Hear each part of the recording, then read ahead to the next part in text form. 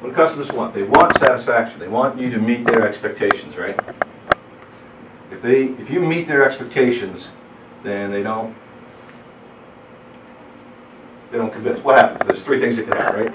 If you don't meet their expectations, they complain to you, right? Or they just shut up and go away. They don't say anything to anybody. They just say toots. Hey, what happened to this guy? Right. Okay. That's bad. It's not as bad as the third thing, is it? What's the third thing? Now they start telling their friends and neighbors about this crappy service or whatever it is that I got. Right? So that's the expectations game. But that's a flat game. 2 out of the 3 things that happen in meeting expectations are bad. One's horrible. Okay? So what are you really looking for? They talk about when you exceed their expectations, right? You know, I may have shared this with you, but one of the things I learned at this one workshop I went to, you want the customers, your best customers are those that use the "my" in front of whatever you're doing for them. Mm-hmm. My insurance guy, my pool guy, my nail person. Because that's when you've got lots of pricing strength and loyalty. Exactly. Right. Now you can go further than that, though. You can create a raving fan. We'll get into that somewhere down the road.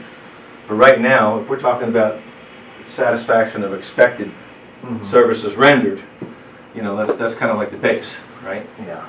Okay. But what happens if you exceed that?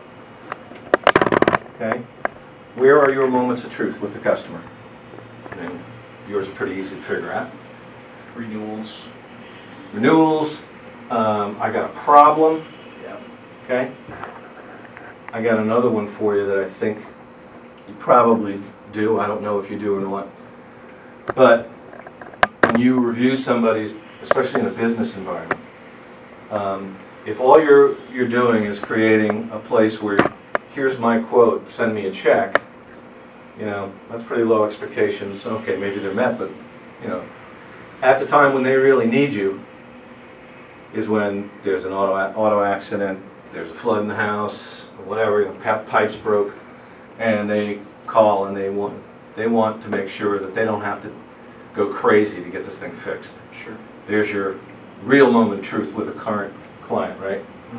Definitely. Okay. If you were more proactive, and maybe you are, but one of the things that if you are, and you're doing this, I'd like to get a testimonial on film and on your YouTube site, and a letter of recommendation or whatever from these people that you've done something like this. If it wasn't for Jonathan coming by and telling me, you know, although I've got insurance on my building, what I don't have is it doesn't cover my inventory. And I'm an IT guy, and I got $1 million worth of inventory in about, you know, garage space, because it's all very expensive stuff.